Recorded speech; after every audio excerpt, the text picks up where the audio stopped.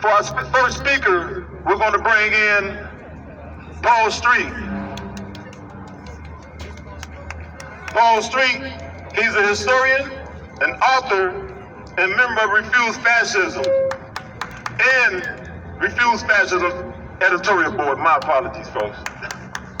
Yeah, Paul! Got two mics? All right, I got two mics. No World War III. World War III! It's this system, not humanity, that needs to go extinct. That's right! So, here we are as the American news cycle shifts between mass shootings, tornadoes, and the indictment of Donald Trump on the least of his crimes. This goddamn U.S.-Russia proxy war just rages on, right? Killing hundreds every day, hundreds of people, maiming hundreds of people every day, thanks to this epic bloodbath, all right? The biggest war on European soil since World War II, a war that the U.S. has poured $75 billion into, thanks to this epic carnage. The Bulletin of Atomic Scientists has recently put its doomsday clock closer to midnight than it's ever been. This is not Bolivia and Paraguay tussling over water rights. Okay? This is not Nebraska and Iowa, fighting over, the borderline of the Mississippi River. This is two imperialist gangster states with enough nuclear weapons between them to blow up the world 100 times over. And that's why we have young people here wearing radioactive costumes. And that's why we played that alarm, to try and drive home to the masses here in Chicago the depth and the degree of the existential danger afoot that so many of us are sleepwalking through.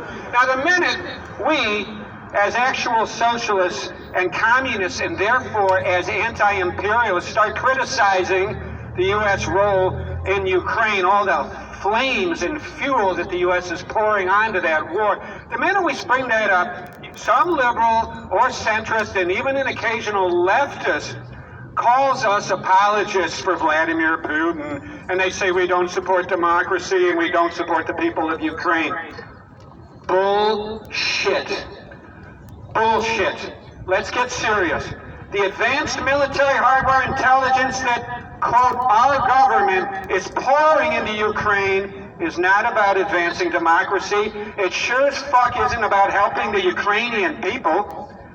The top U.S. General, Lloyd Austin, said it early on. It's about weakening Russia. He said that. He said the quiet part out loud. It's about weakening an imperial rival on its own immediate border by prolonging a conflict that has made life precarious and miserable for millions of Ukrainians while tipping the world closer to nuclear war. And by the way, to ecological catastrophe. That's a hidden part of this whole thing. This war is an environmental nightmare. U.S. democracy promotion?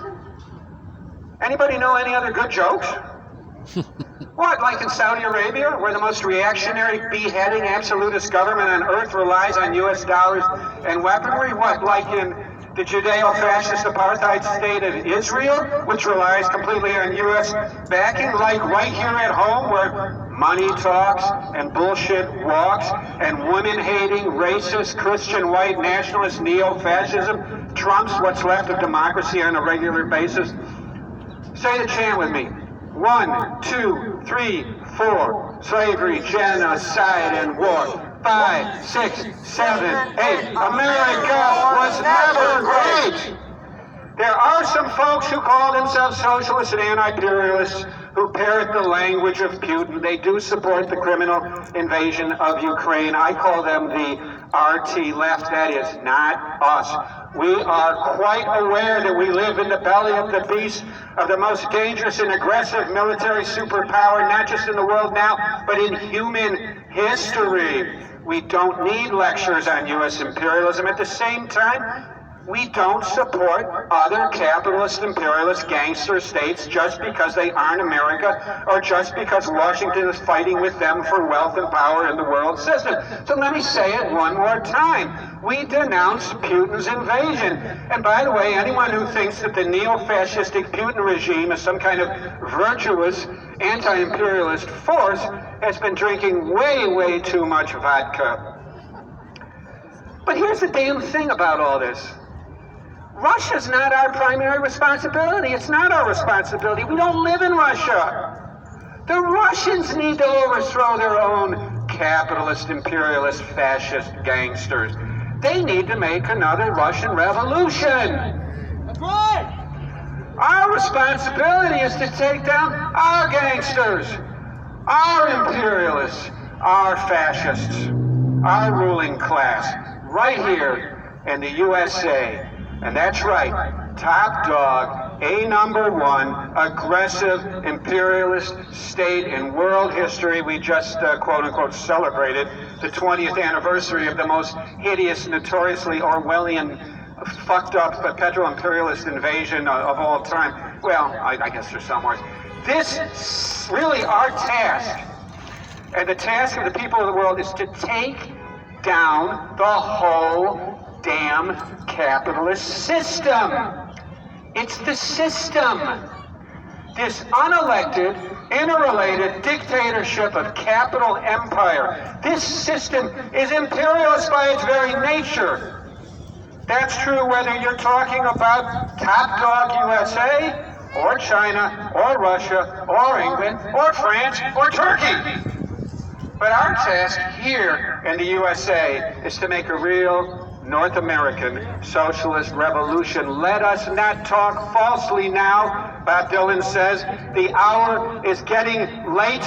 Imperialism, lethal interstate competition, and war are built into the very nature, the essence, the DNA of the capitalist world system, asking or expecting capitalism not to engage in deadly, reckless imperial war, asking it not to poison the natural environment is a fool's game. It's like asking a fish not to swim in water.